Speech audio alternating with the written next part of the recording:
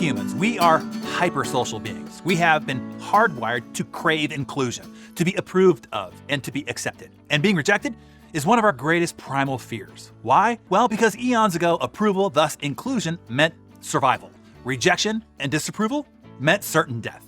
In prehistoric times, if you were ousted from the tribe and thus left isolated and alone to fend for yourself, it wasn't long before you were a snack for a pack of saber-toothed cats.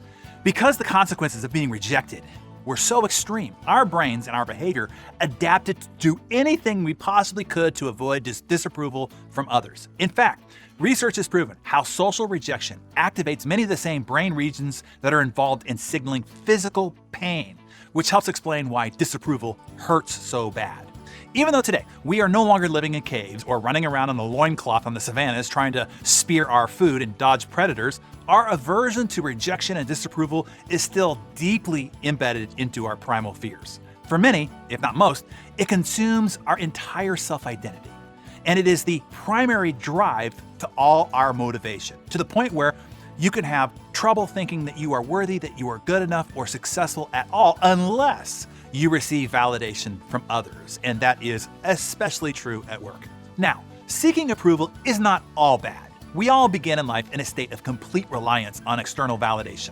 As children, we have to rely on it in order to learn appropriate behaviors. And now as adults, it's still a necessary part of tribal life. We all need feedback and constructive criticism from others in order to better collaborate with our peers, clients, and partners. The problem occurs when outside approval becomes the prize, the end, versus the means to the end. Approval and disapproval should be seen as the process by which you better yourself as you progress towards your self-defined prize. So, how do you know if you suffer approval whores? I'll walk you through 9 of these approval whores, and I want you to assess for yourself and have you decide. Okay, and don't worry if you are horrified by what you discover. Tomorrow, I'm gonna walk you through the process to get you on the straight and narrow. As I go through these, write down yes if this is true for you at all, or no if it's not true for you at all.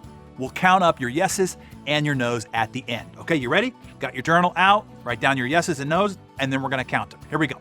Number 1, you agree too much. You appear to agree with someone, either verbally or non-verbally, nodding your head, when in actuality you don't. At work, you change, you downplay, soften, or abandon your point of view in order to appease your boss or to agree with the rest of the team in meetings, particularly in the face of apparent disapproval. Oh, and you take disagreement personally. When somebody disagrees with something that you've said or done, you take it as a personal slight and feel upset or even insulted. Is any part of that a yes or is it a no? Number 2, you pretend too much. You pretend to know or understand something when in truth you don't. You know that awkward moment when somebody assumes that you know something or have a particular skill, and instead of confessing the truth, you just go along or fake it for fear of being judged negatively and losing their approval? Even worse, you feel the urge to tell tales or exaggerate your status to make yourself look smarter, better, or more important. Or even, you might fabricate or exaggerate life circumstances in order to gain sympathy or to impress somebody else. Is any part of that a yes or is it a no? Number 3, you say yes too much.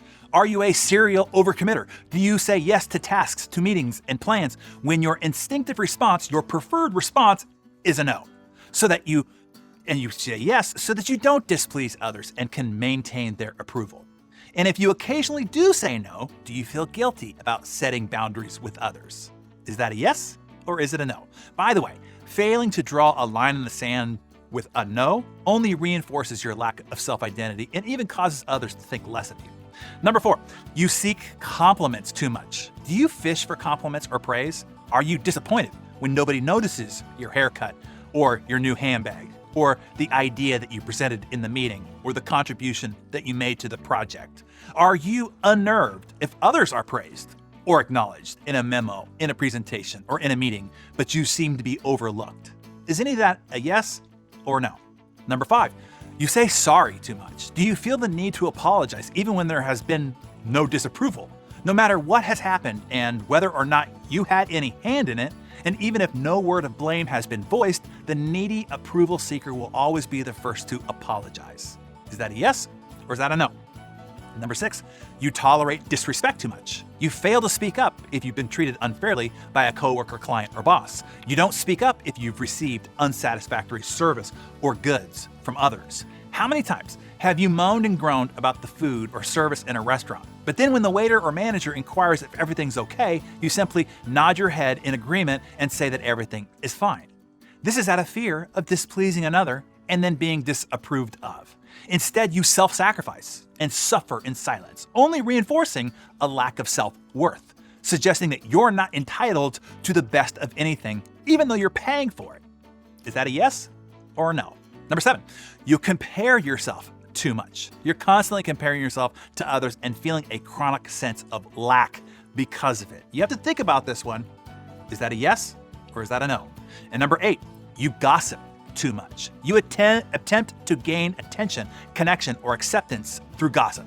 Sharing gossip is a shallow and frantic attempt to impress others, to reclaim the center of attention, and to gain approval. It is a temporary bolster to low self-esteem. Is that a yes or a no? And don't answer too quickly. Most gossips, which is most people, are completely unaware of their TMZ tendencies. Number 9, you procrastinate too much. You have difficulty making decisions on your own without somebody else's input. You are more worried about what other people will think about your decision than making the decision and moving on, without giving a buck what other people think. Is that a yes or is that a no? By the way, in extreme, this is a form of DPD, dependent personality disorder, and it will not only keep you stuck, it will also cause you to miss out on so many opportunities in life. So how did you score? How many of the 9 did you confess to saying yes to? Please share your score in the comments below. Oh, and ironically, don't be afraid of what others will think of you if you do.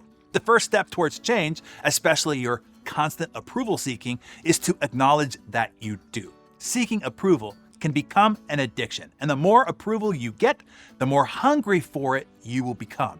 Once you are aware of what it is that you're doing and why, then you can begin to eradicate this primal compulsion. And tomorrow, I will show you how. There's 9 steps. Be sure you come back for that.